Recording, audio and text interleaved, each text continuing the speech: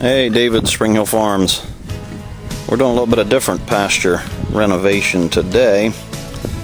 We brought some pigs up, and this is actually my old garden. You can see another pastured poultry pen in the background there behind them. We've had chickens in here several times across this last couple years. This was actually our old garden 3 years ago, maybe, this whole area that they're in right now. Our plan is we're going to let these pigs eat this down, root it up, and then we'll come in here and till it lightly, and we're going to plant corn in here. So we don't care if they tear it up. That's actually kind of the goal.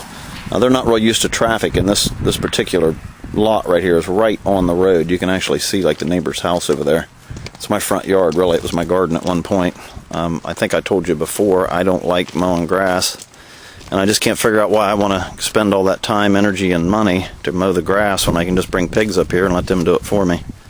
So that's usually what we do, but these pigs are kind of flighty. They were handy, so we brought them up, but used to traffic. They about ran through this wire a minute ago, and if you can see it here, let's see, where's a post? Right here. That's all that's holding them in there, is just those two wires. Now it's got about 9,000 volts on it, but that's all it holds them. It's a mental barrier, and they've been into it a couple times already because they were charging down through here when the car went by. You can see right now all they're interested in is turning some ground over. They smell something interesting and they start rooting it up. So people ask me all the time, will they root if you put them out on grass? And the answer is yes, they will. Now, how much is another story, but they will root. Now, if we leave these guys in here and don't give them a whole lot of feed, they'll root this thing all up, and they'll just turn it into a garden for us.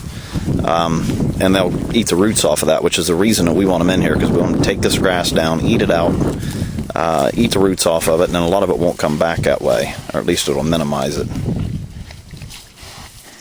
So anyway, that's what we're doing here. We'll update you on this as it goes.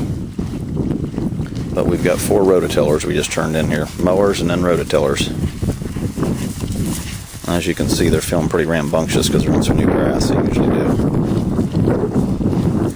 Being pretty quiet too. Normally they make some noise. The question will come up, I know, how big are they? That one that we're looking at right there probably weighs 230 pounds, 240 pounds, something like that. They're about ready for the processor. That's a nice way of saying butcher. But they go, you can go clear up through here. This is going to be their shelter right there. I can't see it in the screen very well, but I know it looks horrific, but what we'll do is just stretch a tarp over that. We love Joel Salatin's statement, function over form. That thing is easy to move, it's lightweight, we just throw a tarp over it, and all we're trying to accomplish is have somewhere for these pigs to get out of the rain and the wind. That's all we need.